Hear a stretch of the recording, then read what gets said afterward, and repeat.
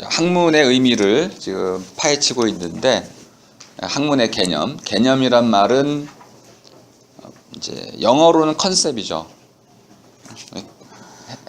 뭐였죠? 행시 컨셉이 무슨 설명을 좀 해줄 수 있어요? 네. 개념이 컨셉의 의미.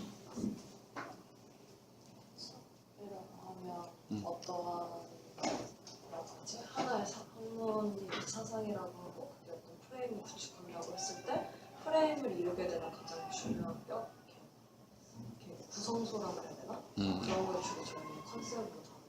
구성소. 네. 소 이해하는 재료가 되는 재료? 컨셉으로.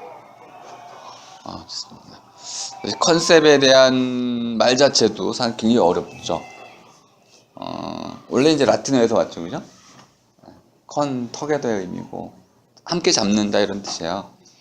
지금 여자를 한번 잡아볼까요? 여자 이렇게. 여자만 함께 잡았죠. 낱말로 잡았지만은, 이 낱말과 컨셉, 워즈와 컨셉은 같은 말이 아니에요. 다른 뜻을 갖고 있습니다. 그럼 여자라는 컨셉이라고 할 때는 그 여자의 여자다움을 이루는 구성 요소를 얘기하고 있는 건데, 그 안에 보편적이고 공통적인 것만 골라내는 거예요. 차이들은 사라지게 됩니다. 그러니까 함께 잡는데, 잡을 때 함께 잡을 수 있는 것만 잡는 거야. 여자 그러면은 여자라는 함께 잡을 여자에게만 속해 있는 공통된 요소만 뽑아내는 거. 함께 잡기인데 공통된 요소만 함께 잡는 거. 근데 그걸 뭘로 잡을까요? 손으로 잡을 수는 없죠, 그죠? 생각으로 잡죠. 이렇게 생각했을 때 여자라고 하면은 이러이러한 요소들을 갖고 있다. 구성 요소들을 갖고 있는데 모든 여자가 갖고 있다. 이게 바로 컨셉입니다. 그 구성 요소로 설명하신 건 잘 하시는 거죠. 근데 우리말로 오니까 개념이 됐는데 생각은 반영이 됐습니다. 근데 이 념이라는 거는 지금 떠오른 생각. 그럼 사라는 게 있고 념이라는 게 있잖아요. 또 고할 때 고라는 게 있고, 고라는 말은 뭐 이렇게 어려운 말은 아닌데, 아버지 돌아가시면은 이제 고인이라고 그러죠. 고라는 거는 돌아가신 분을 기억하는 겁니다. 또는 돌아가신 분을 뜻하기도 하고요. 그러니까 사고할 때 고라는 것은 떠올리는 건데, 지나간 어떤 사건들을 내가 기억하고 있는 걸 떠올리는 거. 그래서 떠오르면 념이 됩니다. 이해가 되셨죠? 고라는 거는 지나가 버린 것을 내가 끌고 들어오는 과정이고, 떠오르면 념이 되는 거죠. 이 둘을 한데 아우를 수 있는 건 사라는 개념인데, 사라고 할 때 이 위에 있는 이 밭전차처럼 생긴 거는 밭전자가 아니고 머리를 뜻하는 글자입니다. 그러니까 머리와 마음 둘을 합쳐서 사라고 한 거죠. 그럼 머리 마음이 도대체 왜 사가 됐을까요? 플라톤의 경우에는 이제 그 생각을 머리에서 한다고 알고 있었어요. 근데 아리스토텔레스는 생물학을 강조한 사람이다 보니까 생각이라는 것은 좀 보편적이다라고 봤어요. 모든 동물은 생각을 한다고 이제 여겼는데, 그런데 어떤 동물들은 보니까 뇌가 발견이 안 돼, 생물학적으로. 근데 심장은 다 발견이 된 거야, 경험적으로. 그래서 모든 동물이 생각을 하는데, 모든 동물이 심장은 갖고 있지만 뇌는 어떤 동물도 안 갖고 있으니까, 생각은 어디서 해요? 심장에서 한다고 믿었던 거죠. 잘못된 추론, 완전히 잘못된 거죠. 그런데 이제 동양으로 오면은, 동양에서도 한의학이 오래전부터 이 뇌라는, 머리라는 걸 다 이미 알고 있었어요. 생각의 기관이라는 걸 다 알고 있었습니다. 그런데 이 생각이라는 것은 심장과 무관하지 않다고 봤어요. 생각이 심장에 영향을 주고, 심장이, 이건 이제 마음이라고 감정이라고 이해하셔도 됩니다. 몸이라고 해도 좋고, 이것이 또 생각에 영향을 주어서 주고받는다라고 봤어요. 그걸 합쳐가지고 이제 생각사라고 쓴 거죠. 이거는 내용을 가지고 쓴 게 아니고 그냥 기관을 가지고 쓴 거네요. 손 모양 가지고, 이렇게 손 모양, 잡는 모양 가지고 손이 뭐 하는 거죠? 뭐 이렇게 하면은 모양이요 이렇게 됐으니까 야 이게 좀 완벽한 규정이 될 수는 없네요. 그래서 사라는 개념도 우리가 사가 굉장히 사유할 때 유가 또 있죠. 유라는 거는 생각을 품고 있는 거를 이제 실마리 같은 거 풀어내는 거 이런 걸 뜻하는데 그러니까 이 아무리 많은 말들을 다 가지고 와도 결국 생각이란 말을 설명하지를 못해요. 그럼 일단 좀 쉽게 설명할 수 있는 방법이 있는데 영어를 보는 거예요. 영어는 뭐 지금 낱말 수론문만 봐도 150만 개 이상 넘어갔습니다. 한국은 50만 개 좀 넘어갔죠. 영어가 이미 100만 개 이상 그것도 뭐 최근에 다 만들어진 거예요. 영어는 뭐 그냥 기하급수적으로 발전하고 있는 가장 살아있는 언어입니다. 한국어도 그 정도는 아니지만은 굉장히 활발하게 살아있는 언어예요. 라틴어는 다 죽어버렸죠, 그죠? 근데 중요한 거는 영어의 이제 중요성은 어원, 에티몰로지라는 게 어쨌든 확실하게 뭐 다 밝혀진 건 아니지만은 아주 많은 경우에 이런 어원 분석이 제대로 되어 있다는 겁니다. 그리고 그걸 무료로 다 제공을 해주고 있죠. 찾아볼 수가 있습니다. 그럼 이제 thinking이라는 말을 찾으면 되겠죠. think. think를 찾으면 think에서 왔다고 되어 있고 think. 그럼 think는 뭐냐면 사건, 모은다는 겁니다. 어쩔 때 모으냐면 불났어요. 그런 사람들 모이죠. think. 불났어요. 먹을 게 있어요. 또 모이죠. 그죠? 자, 회의합시다. 모이죠. 사람들이 모일 만한 일을 뜻하는 거예요. 그럼 모여가지고 뭐 할까요? 당연히 뭐 이야기 나누고 어떻게 해야 될지 생각을 하는 거죠. 그러니까 이거 사건적 개념으로 think를 썼다는 걸 알 수 있습니다. 아, 생각한다는 것은 어떤 일과 관계되어 있구나. 그 뭐 영어권 화자들이 생각이라는 걸 모르고 있는 건 아니잖아요. 잘 알고 있는 거죠. 말을 그렇게 했을 뿐인데 적어도 그들은 생각이라는 것을 하나의 사건 중심으로 이해를 하고 있습니다. 반면에 한자는 분명히 기관 중심으로 이해를 하고 있어요. 기관, 신체 기관. 근데 신체 기관식으로 이해하는 거는 굉장히 하수예요.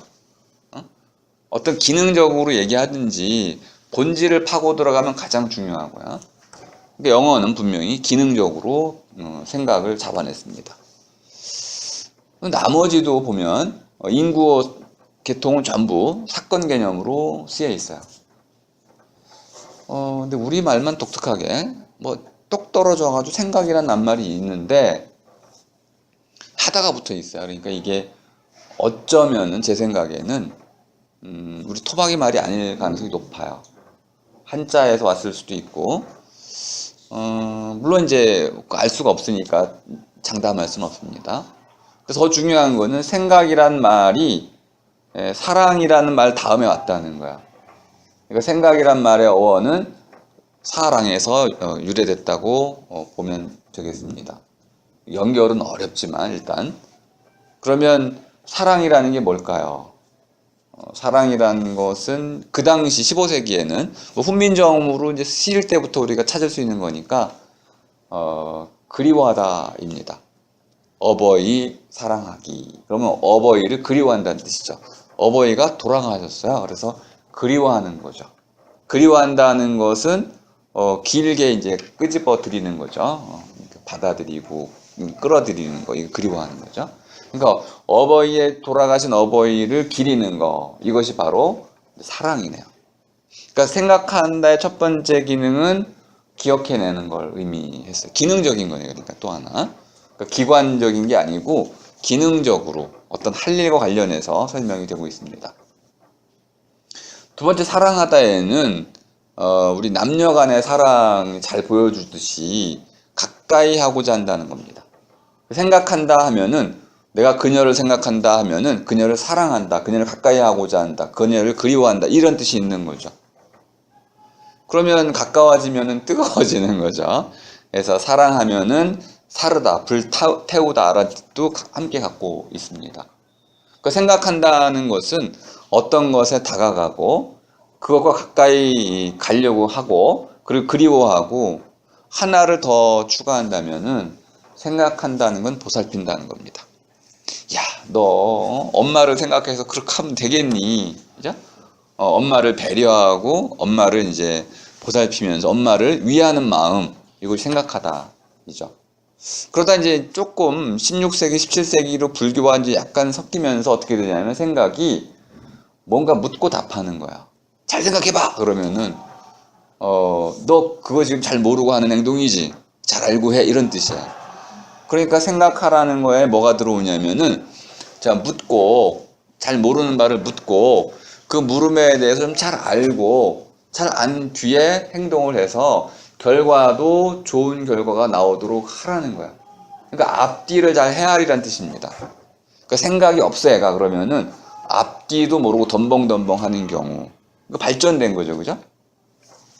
그러니까 생각이라는 게 일종의 이끌어내기의 방식으로 이해가 됐습니다. 그러니까 개념이라는 것이 생각의 한 작용이라고 했을 때 생각을 먼저 알고 있어야 개념을 설명할 수가 있겠네요. 근데 이 문제는 컨셉이라는 건 우리가 쉽게 이해가 됐습니다. 생각 중에 이런 생각 저런 생각, 여자에 대한 생각을 한번 해보세요. 자꾸 여자 얘기하니까 좀 이상하네. 여자를 생각하는데 여자는 두 팔이 있고 남자도 두 팔이 있는데 그럼 떼어내야겠죠. 여자는 두 팔이 있지만 남자도 있으니까 여자만의 개념, 여자에게만 해당되는 개념을 찾아내려면은 결국은 두 팔이 있는 거는 떼어내야겠네. 뭐 등등 해가지고 여자만이 갖고 있는 어떤 고유한 특성들을 그 생각 중에 끄집어내면 여자의 개념이 되겠네요. 컨셉이 되겠네요. 근데 개념이란 말 자체가 여전히 오리무중입니다. 왜냐하면 개자가 우리가 안 쓰는 말이라서 그래요. 평밀의 개자인데 평밀의 또 잘 모르시죠? 주영 씨 이제 아실 수도 있어. 여기는 아시겠다. 예전에 혹시 시장 가가지고 쌀 같은 거 살 때 그 시대는 아니신가? 저는 그 시대를 살았는데. 그러니까 말대, 우리 시대 알아. 말을 해가지고 자, 쌀 한 말 주세요 그러면 이렇게 해가지고 딱 밀잖아요. 이게 평밀이야. 평평하게 미는 거 해서 평밀해. 그러니까 평밀의 개자야. 그러면 생각이 울퉁불퉁하잖아요. 들쭉날쭉하고 이걸 쭉 고르게 만든 거야. 여자에 관한 수많은 생각들 가운데 쭉 골라가지고 평평하게 말하자면은 공통된 요소만 끄집어낸 그런 생각. 그러니까 공통된 고루 두루 하는 생각. 이것이 바로 개념입니다. 근데 너무 구차해 이렇게 설명하니까. 그래가지고 좀 더 개념을 버리고 컨셉을 받아들이겠습니다. 그러면 이제 새로 번역하면 되네. 예. 어떻게 번역할까요, 혜진 씨? 그건 번역이 안 돼, 그거는. 번역이 아니잖아, 음차니까. 뭐 쉬운 건 직역하면 함께 잡기, 모두 잡기가 되는 거죠. 아주 쉬운 거예요. 컨셉을 직역하면은 모두 잡기가 돼. 그러면 여자에 관한 생각을 모두 잡는 것, 잡아놓은 것 이렇게 되는 거죠. 그러니까 모두 잡이가 되네. 순우리말로 번역해야 됩니까? 그렇진 않습니다. 그럼 공포는 네? 공포는 어떻습니까? 공포? 예, 함께 잡기. 왜? 공포는 일단 그 fear 같은 두려움의 의미가 많이 느껴지네요. 예. 파악이란 말이 있기는 이제 파악이죠. 예. 근데 그런 말은 만들어도 쓸 수가 없어요.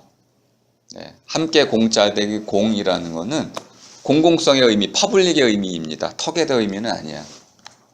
그래서 번역이 좀 잘못됐습니다.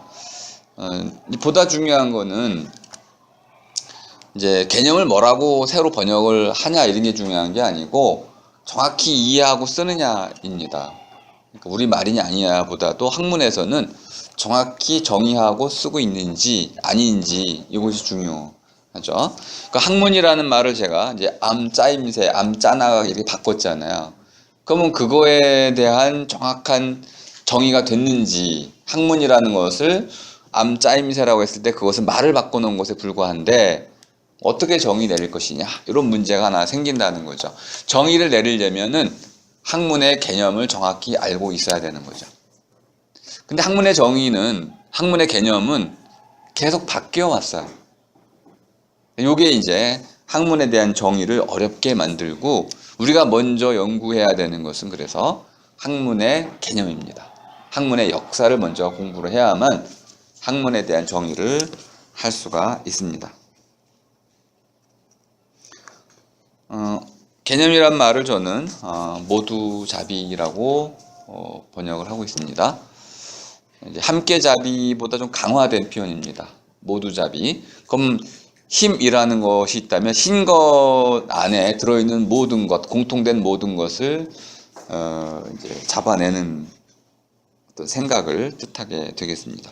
그래서 그거를 강조하는 게 바로 이제 하나, 둘, 셋, 넷, 다섯 번째, 세 번째, 네 번째 단락입니다. 우리가 이제 학문을 암짜임새라고 했을 때, 자, 대답의 올바른 대답을, 올바름은 아직 설명이 안 됐지만, 필연성과 보편성을 가져야 한다. 그러니까 학문에 단순히 뭐 어떤 물음에 대해서 대답하기만 하면 학문 되는 게 아니고, 그래서 그런 알을 잘 짜나기만 하면은 학문이 되는 게 아니고, 학문이 갖추어야 아주 중요한 요소가 있어야 된다는 거야. 학문의 개념 속에 반드시 들어가야 되는 거. 첫 번째는 필연성, 두 번째는 보편성. 근데 이게 또 이제 우리말로 바꿀 필요가 있는 말들입니다. 필연이라는 것은 반드시 그렇게 되는 성질을 말하는 거죠. 오늘날 과학의 용어로 치자면은 재현 가능성입니다. 반복 가능성, 되풀이할 수 있는 것, 증명 가능성. 예를 들어서 황우석 박사가 실패했던 거 있잖아요. 배아줄기세포 재현을 못했습니다. 그러면 그 사람은 모르는 사람이죠. 자연과학에서 안다고 말했을 때, 학문적으로 안다고 말했을 때는 A가 관찰하든 B가 관찰하든 동일한 관찰값이 나와야 됩니다. 반복이 될 수 있어야 되는 거죠. 조건만 같다면 항상 동일한 결과값을 내야 되는 겁니다. 이게 필연적인 거죠. 반드시 그렇게 돼야 되는 겁니다. 지구는 둥글다 그랬는데 아니 밑에서 볼 때는 둥근데 위에서 보면 네모나. 그러면 이게 둥글다라고 말할 수가 없는 거죠. 새로운 이름을 붙여야 되는 거죠. 둥글네모. 그런데 우리가 지구는 둥글다라는 것을 과학적 진리로 받아들인다면 어디서 보든지 지구는 둥근 모양으로 나타나야 됩니다. 그리고 검증할 수 있어야 되죠. 찍어봐야 되는 거죠. 그래서 하나 찍으려고 인공위성을 보내는 거예요. 그 지식이 참인지 아닌지는 수학적으로 이미 갈릴레오 다 증명해놨고, 심지어 고대 그리스 BC 4세기 5세기도 지구가 둥근 줄은 다 알았어. 뭘 못했어요? 증명만 못한 거예요. 이 증명하기 위해서 보내는 거죠. 그러면 이제 우리는 그것을 필연적인 알무로 인정을 하게 됩니다. 누구도 이제 그걸 부정하면 미치광이가 되는 거죠.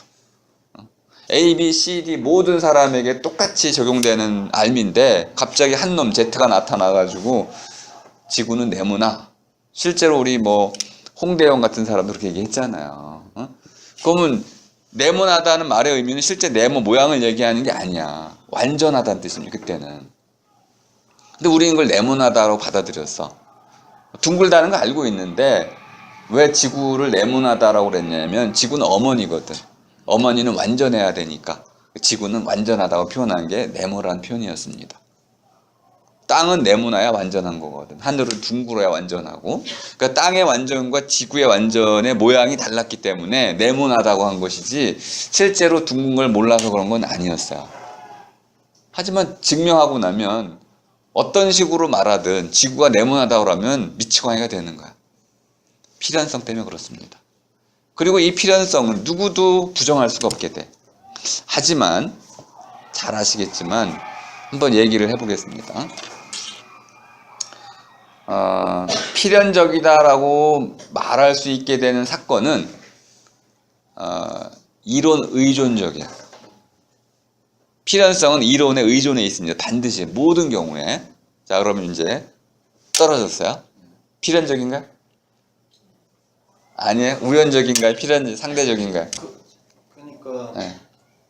중력 이런 중력이 있으니까 떨어진다는 것 자체는 필연적인데 왜 중력이 있어야 되느냐를 묻게 되면은 그건 뉴턴식 사고를 하신 거죠. 중력이 있으니까 떨어진다고 했어요. 네. 그럼 중력이 실제로 있나요? 있어야 된다가 아니고 중력이 실제로 있는지를 묻는 거예요. 뉴턴은 그걸 전제했습니다. 사과가 떨어진다는 건 중력, 인력, 잡아당긴 힘 때문에 그렇다라고 전제를 해버렸어요. 증명된 거는 아니었습니다. 놀랍잖아요. 우린 다 알고 있어. 이게 중력이 잡아당겨가지고 중력이 있어서 잡아당겨서 이렇게 떨어지는 거다. 이게 증명이라고 생각을 했잖아요. 이거에 의심하는 사람이 아인슈타인 아니에요? 그죠? 정말 중력이 있어서 떨어지는 걸까? 어떻게 생각하세요? 근데 이게 분명히 그렇게 말하면 분명 아인슈타인 이론이 현재 뉴턴 이론보다 더 정설이 돼 있는 건 맞긴 한데 우리가 로켓 쏘고 할 때 아인슈타인 이론 가지고 계산하진 않았습니까? 그럼 뭘로 계산하죠? 뉴턴 이론에 아닙니다. 궤도나 아인슈타인 이론이 아니면 쏠 수가 없습니다. 네, 거꾸로입니다. 아주 중요한 설명을 하나 해보겠습니다. 이건 상상 실험 같은 건데 아인슈타인 실제로 했던 거니까 한번 해보죠. 제가 손을 놓으면 떨어지겠죠. 떨어지기 전에요. 상상을 하세요. 이게 우주로 날아가 있습니다. 났어요. 그럼 이거 어떻게 될까요? 네? 우주로 날아갔다고요? 우주에 있어 이게. 내가 잡고 있는데 여기선 분명히 이게 떨어질 거야. 그런데 이거를 자 상상을 하셔요. 이게 우주에 가 있어요. 제가 이걸 놔요. 어떻게 될까요? 떠 있죠, 그죠? 네, 죄송합니다. 떠 있죠, 그죠? 왜 떠 있어요? 뭐 중력이 없으니까라고 설명하는 게 이제 뉴턴이죠, 그죠? 근데 아인슈타인이 이렇게 설명 안 한단 말이에요. 어떻게 아인슈타인 설명해요? 공간면이 둘러싸고 있는 공간면이 균일하다고 복잡하게 설명해요. 좋습니다. 좀 다르게 설명해 볼게요. 이게 이제 상대성 이론은 알지만은 실제로 이름만 알고 있는 내용은 모르잖아. 예? 우리 21세기 사람들 아니란 말이에요. 여기서는 떨어진다는 개념 때문에 여기가 아래가 됩니다. 이쪽이 위가 되고 또 해 때문에 동서남북을 구분할 수 있죠. 여기 우주로 갔어요. 그럼 어디가 아래인가요? 에? 내 발? 그 질문 자체가 잘못된 거 아니에요? 잡고 있는 땅이 내 발이 없으니까 있는 안 게 떨어지는 거야. 땅이 없으니까. 그러니까 우주에 동서남북이 있냐 이거야. 그럼 위아래가 있어요, 없어요? 없어요. 그럼 위아래를 만든 건 어떻게 해서 만들었죠? 지구를 기준으로 한 거죠. 지구가 없다면 위아래는 없는 것이고, 그럼 지구는 우주에서 보자면 위아래가 있어요, 없어요? 근데 교수님 그걸 잡고 있는 나는 있잖아요. 그래 상상하라고 그런 거지. 나는 아래가 있잖아요. 그러니까 하지만 내가 아래라는 건 어디예요? 발. 그럼 발 쪽이지 아래는 아니야. 왜냐하면 우주에는 위아래도 없고 좌우도 없고 기준이라는 게 없어서 그래요. 기준을 정하면 우리는 위아래 할 수 있어요. 기준을 정하면. 그리고 바로 이것 때문에 아인슈타인이 우주를 설명할 수 있게 된 거예요. 우주 전체에 별들이 있잖아요. 이 별들은 어떤 것이 위아래라고 말할 수가 없어.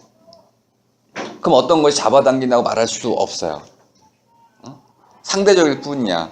상대성의 핵심을 이렇게 설명합니다. 요거는 이제 또 아인슈타인이 들었던 예니까. 지금 떨어진다는 걸 자명하게 얘기했잖아요. 근데 이걸 우리가 생각을 바꿔서 엘리베이터 아니라고 생각을 합니다. 엘리베이터. 자, 이게 떨어지는 순간 엘리베이터가 작동을 해요. 그래서 이 떨어지는 속도가 똑같이 엘리베이터 밑으로 내려가요. 그럼 이게 떨어지니까 가만히 있습니까? 그거 어려워. 그러니까 같이 떨어져? 지구야, 이게 지구. 지구가 있는데 이걸 내가 놓는 순간 지구가 이걸 떨어지는 속도랑 똑같이 이쪽으로 밀려가. 그러면 이게 떨어집니까? 안 떨어집니까? 정지에 있죠. 자, 그럼 내가 막 뛰는데 나랑 똑같은 놈이 나랑 똑같은 속도로 달리고 있어요. 그럼 내가 이놈보다 더 빨라요? 아니면 느려요? 똑같아. 정지에 있어. 갑자기 내가 멈추면 휙 지나가 버리죠. 이게 상대성 이론의 핵심이다 이 말이야. 움직이는 것들 사이에 상대적인 속도에 따라서 멈추고 빠르게 결정되고 중력도 그렇게 결정이 된다는 거예요. 이런 사유의 전환은 이미 아인슈타인 이후에 곧바로 다 과학자들이 이뤘는데 일반인들은 여전히 뉴턴 역학을 갖고 있어. 그래서 도대체 왜 밑이 없다는 말입니까? 왜 중력이 없다? 떨어지잖아요. 이렇게 얘기한단 말이야. 똑같은 걸 설명하지만 중요한 거는 어떤 이론을 가지고 설명하느냐에 따라서 필연성의 구조는 완전히 바뀌게 됩니다. 다시 말하면 떨어지는 거는 아인슈타인 역학에서는 필연적이지 않은 거야. 뉴턴 역학에서는 필연적이었지만 그런 필연성의 의미가 바뀐 거죠. 자, 그래서 시대마다 학문 개념의 역사가 중요한 이유가 이런 겁니다. 무엇을 올바로 우리가 물어야 할 물음을 무엇으로 보느냐, 또 어떤 체계가 올바른 체계인지를 결정하는 거는 하나의 또 다른 진리 체계가 바뀌면 다 바뀌는 거예요. 우리 AI 나와가지고 이제 인간보다 더 빠르게 배우는 AI가 있잖아요. 이 세상에서 지구상에서 가장 배우는 능력이 출중했던 게 바로 사람이었어요. 모방의 천재였잖아요. 그런데 이 모방의 천재를 아주 우습게 깔아뭉갠 게 AI예요. 1초면요 1억 페이지를 읽어내서 다 저장을 합니다. 인간은 그럴 수가 없어요. 이제 이 배우는 능력으로 치자면은 AI 로봇을 따라갈 인간은 아무도 없습니다. 이 두려운 일이 생긴 사실은 이 문제에 우리가 직면해 있단 말이에요. 지금 한 번도 있어 본 적이 없었던, 그리고 인간의 자존심과 존엄성을 완전히 송두리째 파괴할 수 있는 이런 사건이 지금 일어난 거예요. 하지만 우리는 여전히 그런 거 걱정하지 않고 살아갑니다. 닥치기 전까지는. 그러니까 이 필연성이란 부분은 일종의 역사적 개념이다. 이렇게 이해를 해 두시고, 반드시 그렇게 된다는 것은 이론 의존적이다. 그러므로 이론이 바뀌면 반드시 그러함의 정도도 바뀌게 된다. 그래서 학문이 필요한 이유가 그런 겁니다. 학문이 바로 이런 걸 검증해 주기 때문에. 반드시 그러냐? 새로운 학문이 등장하면 반드시 그런 건 아니다. 이렇게 새로운 진리를 우리에게 알려주는 것이죠. 우리 마음에 대해서도 마찬가지입니다. 문학도 마찬가지예요. 새로운 문학을 통해 가지고 우리는 사람은 요즘은 이렇게 산다라는 걸 보여주는 거죠. 근데 보편성이라는 것은 그 다음 단락에 좀 나와 있죠. 보편이라는 것은 반드시 그러한 것과는 좀 다른 겁니다. 반드시 그러하지 않아도 모든 사람에게 그러면 돼. 모든 사람에게, 예를 들어서 한 사람에게만 그런 것이 아니고 모든 사람에게 그러면 됩니다. 그러면 반드시 그렇게 안 돼도 우연히 맞아 떨어질 수 있다 이 말이야. 그래서 이제 우리 실험실에서 가끔 그런 일들이 일어나죠. 미국에서 실험을 했어요. 근데 맞아 떨어졌어. 근데 유럽에서 실험을 했어. 맞아 떨어졌어. 그러면 이제 보편적 지식이 됩니다. 근데 필연적 지식이 되려면요, 요거 가지고는 안 돼요. 유럽과 미국에서 두 실험이 동일한 값을 가졌다고 해서 필연적 지식이 되는 건 아닙니다. 그 안에 내적, 반드시 그렇게 되어야만 한다는 내적 필연성, causal relation이라는 게 증명이 돼야 돼. 그럼 이제 필연적 지식까지 되는 거죠. 그러니까 보편성이 좀 더 쉽습니다. 여기저기 모든 사람에게 인정이 되면 보편적인 거. 반면에 이래도 학문이 되는 거예요. 많은 사람이 받아들이면 학문이 됩니다. 그러니까 학문이라는 것이 언제나 진리체계로만 구성되지는 않아요. 가짜도 있는 거예요. 거짓도 있는 것이고 오류도 있는 것이고, 아까 처음에 말씀드렸죠, 그죠? 불완전한 체계다. 그런데 적어도 학문이 추구하는 것은 보편성을 넘어서 필연성으로, 그러니까 인과 필연성을 증명한다면 가장 완벽한 그러한 학문이 되어야겠죠. 근데 요거를 잘 보니까 이건 물리학적인 거네. 지금 우리가 갖고 있는 학문 체계는 물리학을 기준으로 만들어졌습니다. 근대 학문은 수학을 가지고 만들었어요. 완전히 기준이 달랐어요. 그럼 이렇게 얘기해 봅시다. 이제 21세기 문학은 학문일까요? 아니야, 이거는. 인과성이 없어. 아무리 얘기해도, 아무리 뭐 이렇게 인과성을 증명하려고 아무리 많은 증거를 들이대도 사람의 마음은 인과적이지 않습니다. 사회의 의사결정도 인과적이지 않아요. 그러니까 지금의 이런 학문성 개념 가지고는 문학을 학문의 범주 안에 들어놓을 수가 없어요. 그럼 왜 아직도 문학이 학문으로 인정을 받을까요? 많은 사람이 학문이라고 우기기 때문에 그래. 간단한 거야. 하는 사람이 많은 거야. 그러면 이 사람들 때문에 이걸 학문 범주 바깥으로 내칠 수가 없어요. 이런 건 인정투쟁이라고 합시다. 자, 그럼 이제 문학은 빨리 자기가 학문이라는 것을 증명해야 돼. 근데 이런 식으로는 증명이 안 되니까 어떻게 해야 될까요? 학문 개념을 바꿔야지. 이 학문 개념을 바꾸려면 자연과학과 맞서 싸워야 되는데 맞서 싸울 수가 없어서 딜타이라는 사람은 학문을 둘로 나눠버렸습니다. 자연과학이 있고 정신과학이 있고, 자연과학은 증명하는 것이고 정신과학은 설명하는 것이고 해석하는 것이다. 해석과학과 증명과학으로 나눠버렸습니다. 근데 요즘 문제가 생겼어요. 뇌과학이니 신경과학들이 나오면서 인간의 마음을 증명하기 시작했습니다. 뇌 가지고. 그럼 어떻게 될까요? 증명과학의 영역이 점점 넓어지고요. 그럼 해석과학의 영역은 좁아지게 되겠네요. 그러면 설명력에서 큰 차이가 생겨납니다. 그래서 마치 김대식이 나타나서 카이스트 김대식 교수가 나타나가지고 뇌에 관해서 얘기하면 막 진리를 얘기하는 것 같아. 철학자가 나타나가지고 뇌에서 얘기하면은 상상력을 표현하는 것 같아. 왜 그럴까요? 바로 이제 시대 정신을 나타내는 거죠. 지금은 물리학의 시대, 또는 이제 좀 지나면 이제 뇌과학의 시대가 되겠죠. 지금 전체적으로 보자면 이제 정보학의 시대입니다. 또는 이제 신방과 커뮤니케이션 시대라고도 많이 얘기하고 있죠. 기본적으로 학문을 선도하는 분과는 이제 물리학도 조금 이제 한춤 물리학의 새로운 이론이 안 나타나고 있어요. 그러니까 물리학도 이미 정체되기 시작한 거죠. 생물학은 굉장히 발전한 것 같지만 생물학도 이미 게놈 지도를 다 끝냈기 때문에 새로운 발전은 없는 거죠. 그럼 어디에 있을까요? 화학에서도 지금 그런 발전은 없습니다. 화학은 새로운 우리 엘레멘트, 원소를 무지 많이 발견했어요. 그러니까 화학은 처음에는 뭐 몇 개, 6개 정도의 원소로 시작했다가 여러분 몇 개를 배우셨나요? 대충 110몇 개. 뭐 그렇게 했다가 지금 막 300 몇 개로 늘어나 있죠, 그죠? 그러니까 이렇게 많이 했지만 이제는 더 이상 새로운 화학 원소가 안 나타나, 발견이 안 되는 거예요. 이걸 발견하려면 이제 정말 지금까지하고는 상상을 초월한 새로운 이론들이 등장을 해야 되는 거죠.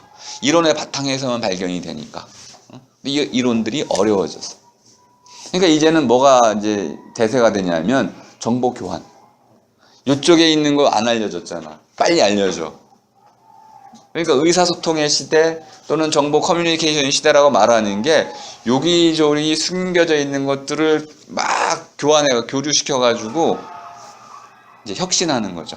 재조합의 혁신. 새로운 것으로 만들어낼 수 있다. 그냥 풍요의 시대가 도래하는 거죠. 하나만 새로워져도요. 산업 영역에서는 뭐 몇백만 단위로 취업이 됩니다. 그러니까 이 혁신이 강조되는 이유는요. 오늘날 풍요를 위해서 그렇게 되는 겁니다.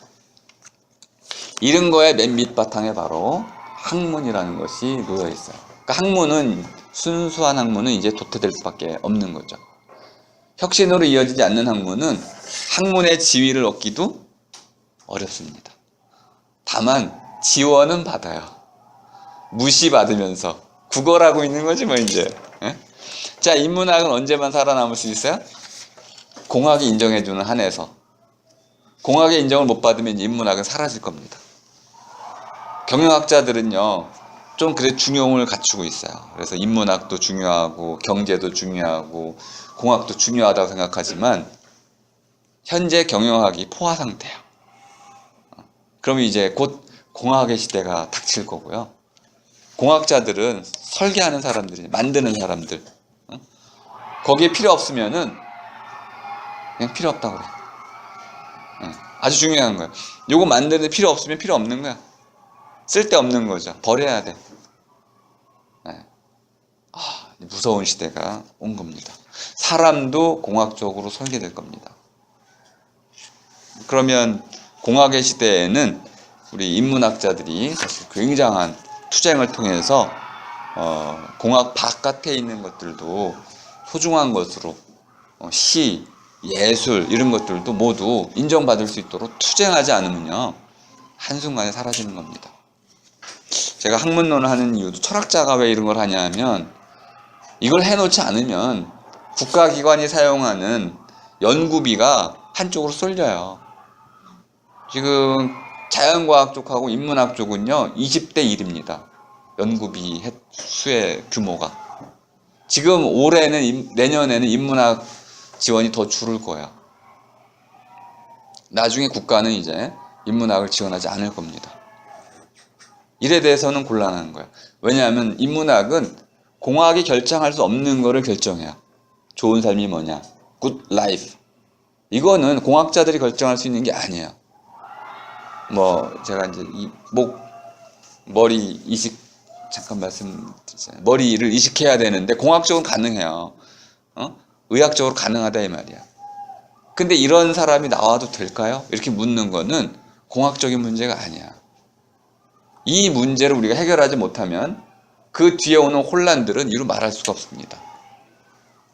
원자폭탄을 만들었어요. 그 인문학자들이 뭐라 합니까? 러셀이 반대했어요. 철학자들이 나서서 반핵운동을 해. 그래서 갇혔어. 그래도 자기는 반핵운동을 해요. 왜요? 인류의 미래를 위해서.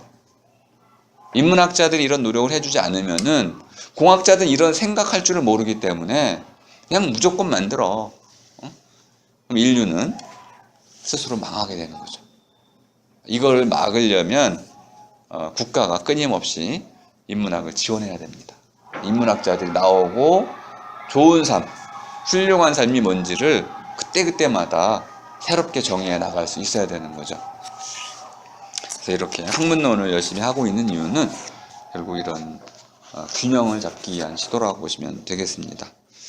자, 큰 얘기는 거의 다 된 셈이고요. 학문에 대한 이제 정의는 이렇게 알을 짜 나가는 것이다. 알을 짜 나가는 것은 결국 어떤 주어진 가치 있는 물음에 대해서 올바른 대답을 찾는 것이다. 그리고 올바른지 아닌지 여부는 필연성과 보편성에 의해서 증명을 해야 된다. 그럼 알매 체계에도 다 설명이 됐습니다. 그런데 이제 기존에 알매에 대한 이러한 정의들이 몇 가지 있었는데 한번 살펴보겠습니다. 자, 가라고 쓰인 데 보면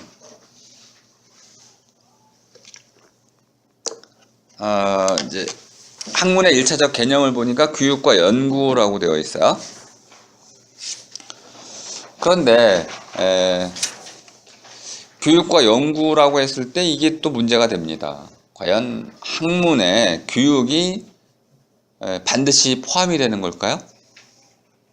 교육이란 건 또 뭐죠, 그러면은? 영어로는 행은시, education. 무슨 뜻이죠? 아니까. 그럼 교육은 또 무슨 뜻이야? 이렇게 묻게 되잖아. 쓸모있게 만드는 거? 네. 쓸모가 있어야 돼, 일단은. 쓸모 없는 건 버려지게 되니까. 그럼 일단, 교부터 설명을 한다면은, 교라는 거는 아주 어려운 글자가 아니고 쉬운 글자입니다. 우리 사랑의 매를 얘기할 때 많이 썼던 거죠. 교, 가르치는데 어떻게 가르쳐요? 회초리를 때려서, 이게 교자라는 거야. 그렇지 않습니다. 때리긴 때리는데 뭘 때리냐면 북을 치는 거예요. 손뼉을 치고. 그럼 어떤 일이 벌어집니까? 칭찬하는 거네요. 교라는 것은 아이들을 가르치는데 칭찬하는 거야. 북을 치면 더 신나게 칭찬하는 거죠. 이렇게 교라는 건 북 돋아주는 것이다. 가르치는 것인데 어떻게 가르치냐면 그 아이가 잘하는 것을 더 잘할 수 있도록 칭찬하고 격려하고 이끌어주는 방식. 회초리를 때리는 건 교가 아닙니다. 조선의 교육법이죠. 그리고 또 회초리로 때릴 때 누굴 때렸어요? 아이를 때리지 않고 본보기를 잘못 보인 자기 자신을 때리는 거죠. 가르치는 사람이 자기를 문책하는 거, 이것이 교의 의미로 이해가 됐었습니다. 근데 오늘날 교사들은 이제 때리지도 못하지. 때렸다간 뭐 난리가 나는 거죠. 때리지도 못하고, 그런데 왜 자꾸 거기 교자를 때린다고 생각을 할까요? 제가 이제 그 체벌 금지에 관한 글도 논문도 쓴 적이 있어요. 하도 억울해가지고. 우리 또 같은 세대인지 모르겠는데 엄청 두드려 맞았잖아. 전 미술반을 했는데, 미술반 하면 어떤 일이 벌어지냐면은 오전 수업 마치고 이제 톡 끼는 거잖아요. 그림 그리러 가야 되잖아. 노는 거지만. 그럼 수학 선생님이 불러가지고는 뭐 수학을 뭐 누가 이제 풀었나? 풀으라고 그래. 그럼 못 풀잖아. 그럼 막 한 20대를 때리는 거야. 근데 또 우린 또 선생님 때리면 다 맞아야 되니까 맞아야 되고. 근데 수학이 일주일에 4번 들어있어. 그러면 다음날 또 맞아야 돼, 맞은데. 그건 너무 아프니까 도망을 가. 도망가다가 교장 선생님한테 걸렸어. 너 임마 수업 시간에 어디 가? 뭐 어떻게 울면서 이제 하소연을 하는 거죠. 수학 선생님이 이렇게 때려가지고 뭐 보여주고. 그랬죠, 그죠? 근데 어느 날 아직도 선생님들이 때리더라고. 그래가지고 이건 도대체 묵고 할 수 없다. 그래가지고 체벌이 왜 부당한지 논문을 쓴 거죠.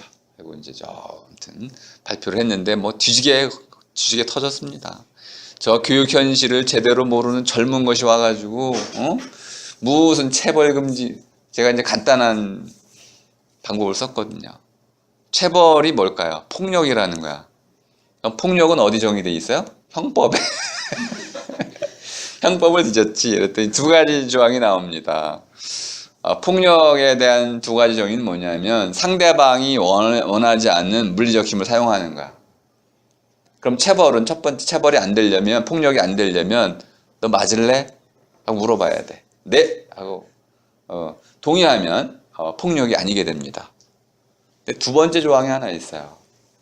상대방이 동의를 해도 상처가 나면 안 돼. 근데 이 상처는 2종류가 있습니다. 육체에 나는 상처도 있지만 마음의 상처도 있어. 그러니까 둘 다 이거는 폭력에 해당되니까 어떤 경우에도 상처를 주면 안 돼. 그러니까 물어봐야 되고 상처가 없어야 되고, 그 외에는 모두 폭력이니까 형법에 위배됩니다. 그러면 체벌은 어디에 근거해 있냐요? 아무리 들춰봐. 제가 모든 홈페이지 다 뒤져봤어. 법적 조항은 없고요. 딱 한 가지 있습니다. 교칙. 교칙 안에도 예외 조항으로 있어요. 학교장 재량으로 되어 있어요. 그럼 학교장이 뭔가요? 학교장이 무슨 뭐 형법 위에 있는 사람이에요? 아니면 헌법 뭐 위에 있나요? 그렇지 않잖아요. 형법이 금지하고 있는 것을 깨트릴 수 있는 건 헌법밖에 없는데, 학교장이 헌법일 수는 없고, 그럼 형법 아래에 있어야 되는데, 학교장이 무슨 근거로 그러면 형법을 위배하는 교칙을 만들 수 있나요? 없잖아요. 이건 위법이잖아. 그걸 쓴 거야. 그래서 아니, 체벌은 어떤 경우도 정당화될 수 없다. 근거가 없다. 이런 교칙은 빨리 없애야 된다. 뭐 여기저기 저 현실을 모르는, 현실을 알든 모르든 바꿀 건 바꿔야지. 그럼 형법을 바꾸든지. 도대체 이게 뭡니까? 일관성이 없잖아요. 법치주의가 실현되려면, 자, 여러분들은 체벌을 하고 싶다면은 형법부터 개정하세요. 이게 잘못된 주장일까요? 그래서 흔히 나오는 얘기가 사회상규 얘기가 나오고 환경적인 스포츠 얘기가 나오고. 어쨌든 그 뒤로 이제 체벌 금지에 관한 것들은 많이 이제 공유가 됐습니다. 뭐 제가 그걸 뭐 퍼뜨렸다는 건 아니고, 어쨌든 그런 인식은 많이 있었던 거예요. 교를 우리가 잘못 이해하고 있었던 것이죠. 교는 아이를 격려하고 칭찬해서 스스로 어떤 일을 보다 잘할 수 있게 해주는 그런 행위이지, 강제로 시키는 건 절대 교육일 수가 없다. 육이라는 건 더 웃깁니다. 육은 잘하게 하는 거잖아요. 잘하게 한다. 어떻게 잘하게 할 수 있어요? 뽑아요? 잡아 늘려요? 잘한다는 개념은 스스로 크는 거예요. 스스로라는 것이 핵심입니다. 교육의 핵심은 스스로 하기이지 뭐 옆에서 뭐 찌르고 뭐 늘리고 강제하는 강제 자체는 교육과 무관한 거예요. 그건 폭력입니다. 교육의 개념을 우리가 잘못 잡고 있는 것이죠. 근데 학문도 그런 거냐? 학문은 교육과 무관합니다. 교육을 위해서 학문이 필요한 거지만 학문 자체는 교육과 무관합니다. 교육을 위해서 학문하는 게 아니라는 말이에요. 그래서 이거는 연결되는 듯 하지만 연결이 안 되는 것이고, 연구는 또 마찬가지입니다. 아까 연구와 탐구를 좀 구분해 드렸는데, 그러니까 학문에 대해서 좀 제대로 된 이해를 못 갖추고 있다는 걸 알 수 있습니다. 이분들이 주로 다 교육학자들이에요. 제가 인용하고 있는 분들을 철학자로 인용하지 않은 이유는 우리나라 교육학자들이 이렇게 엉성한 학문에 대한 이해를 갖고 있습니다. 그리고 반성이 없어요. 마지막, 이 가의 마지막 문장을 보시면요. 자, 배움과 물음으로서 학문은 쭉 넘어가고, 마지막 문장. 자, 학문은 학습자가 관심 대상에 대한 기존의 정보들을 습득하고 그 정보를 통해 새로운 정보를 탐구하는 일을 말한다. AI가 훨씬 잘하겠죠. 이런 거는 학문에 대한 정의가 될 수가 없습니다. 이렇게 이제 소개하면 이걸 비판을 이제 해야 하겠죠. 그다음에 학문의 2차적 개념으로 사회적 행위를 꼽고 있는데요. 이건 한편으로는 좀 인정할 만한 요소가 있습니다. 이제 학문이라는 것을 우리 아시아, 특히 이제 한중일 개념으로 들고 오면 학문은 군자되는 거야. 학문의 기본 뜻은 사람다운 사람이 되는 거, 군자가 되는 거야. 그러니까 사회적인 영향력과 무관할 수가 없는 거죠. 타인과의 관계를 원활히 갖는 것, 올바른 인의 예지를 실현하는 것, 이렇게 더 나아가서 이제 수신제가 치고 평천하라는 이념을 실천하는 것이 바로 학문이었어요. 그 학자라는 것은 단순히 뭐 책상 물림으로 공부하는 사람이 아니고 평천하까지 가야 되는 것이죠. 이것이 학문의 이념이었거든요. 그러니까 우리가 알고 있는 사이언스에는 이 이념이 없지만은 학문이란 우리 전통 이념에는 이 사회적 행동이라는 이념이 들어가 있어요. 근데 이분은 이걸 지금 우리가 사이언스로 쓰고 있다는 것을 또 망각하고 있는 거야. 그러니까 사이언스와 학문이란 말은 전혀 다른 말이라는 겁니다. 그래서 제가 암짜임새라고 번역해야 된다고 말씀드린 이유는 우리의 전통에서는 암 자체를 위해서 학문한 적이 없었어요. 출세지학이죠. 위인지학입니다. 출세를 위해서, 출세라는 것은 세상에 나아간다는 뜻인데 나를 닫고 세상에 나아가서 세상을 바로잡는 거죠. 이거 정야. 세상을 바르게 하는 거. 이것이 학문의 목적이었어요. 그럼 우리는 이런 학문 전통이 있는 거죠. 다만 사이언스에는 이런 전통이 없습니다. 파고 들어가는 거잖아요. 진리를 발견하고 증명하고. 그러니까 전혀 다른 전통을 갖고 있습니다. 근데 이 교육학자들이 이런 걸 막 뒤섞어 버렸어요. 그리고 낱말도 막 함부로 쓰고 있습니다. 다음에 다를 보니까 학문이라는 것이 뭐 합리적 사고의 개발이다. 요거는 좀 잘 설명하면 제가 동의할 수 있는 학문 개념에 가깝습니다. 짜 나간다는 것이죠. 짜 나간다는 것은 완성이 아닙니다. 진행형이죠. 학문이라는 것은 여러 가지의 알을 추구해 가면서 그 암들이 하나의 아귀가 잘 앞뒤가 맞듯이 짜 나가는 행위예요. 그러니까 기본적으로 합리, 이치에 부합한다는 것을 깨달아야 됩니다. 그걸 판가름할 수 있어야 되죠. 이치에 부합하는지를 잘 살펴가지고 그것들을 체계화하는 과정, 이것이 학문의 본질에 속하기 때문에 이걸 이제 따지기라고 할 수도 있습니다. 옳고 그름을 따져서 옳은 것은 받아들이고 그른 것은 버려야겠죠. 이것도 체계입니다. 그러니까 버렸지만 사라지는 게 아니에요. 지금 뉴턴 역학을 지금 물리학이 받아들이지 않지만 사라지는 게 아닙니다. 거기 있어요. 사람들이 연구를 합니다. 언젠가 컴백할 수도 있어요. 그렇기 때문에 짜 나간다는 것은 버린다는 게 아니에요. 이거는 상대성 이론에 비하자면 설명력이 낮은 걸로 이쪽으로 자리를 옮겨 놓은 것 뿐이에요.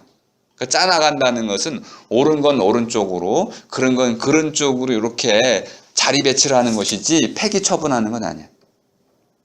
그래서 짜나간다는 것은 마치 다이나믹한 이런 역동적 구조를 갖고 있다. 그래서 이렇게 다는 그런 의미로 보자면은 학문 개념을 잘 표현하고 있는데, 가나다 모두 합쳐도 이제 암짜임새에 대한 정확한 정의는 하고 있지 못합니다. 그다음에 이제 2번 알에 대한 정의, 이건 제가 다 충분히 설명을 드린 거고요. 시간이 좀 오늘 없어가지고 이제 뒤에 가면 이제 물음의 종류는 아주 중요해서 제가 한 번 더 강의를 해드려야 될 것 같습니다. 학문이라는 것을 암짜임새다 이렇게 이해를 해두시고, 물론 학문이란 말도 아셔야 되고 사이언스, 비션샤프트, 에피스테메 이런 거 다 아셔야 되지만은 그걸 모두 설명할 수 있는 이제 보편적인 언어를 또 갖고 계셔야 돼요. 자유롭게 설명할 수 있는, 생각을 위해서는 자유가 필요하기 때문에. 그리고 이제 두 번째로는 물음을 강조하고 있으니까, 제가 알을 강조한다는 것은 실제로는 물음을 강조하고 있는 겁니다. 물음 안에 이미 알이 들어가 있어요.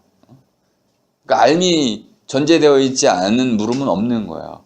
완전한 물음이라는 게 불가능한 거죠.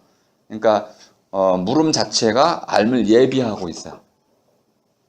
그러니까 우리가 잘 물어야 되는 것이 우선 급선무입니다.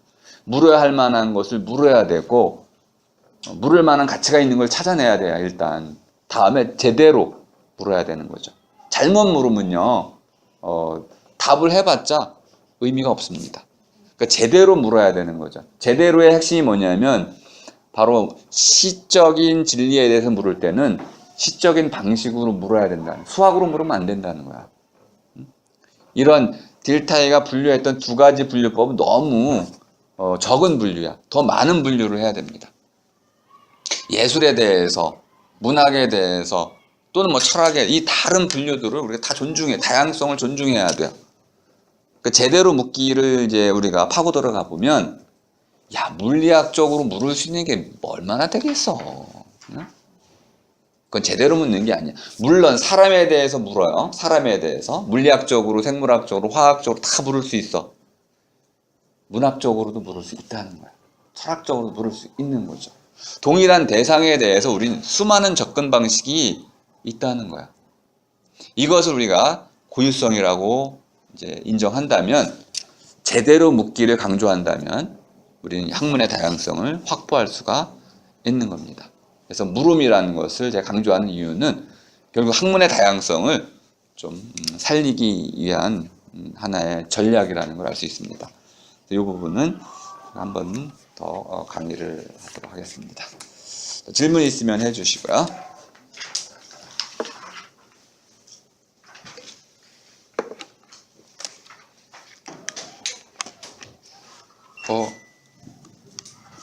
한 시간 내내 뭐 하나 얘기만 한 것 같지만은 학문 전체를 다 말씀을 드린 겁니다.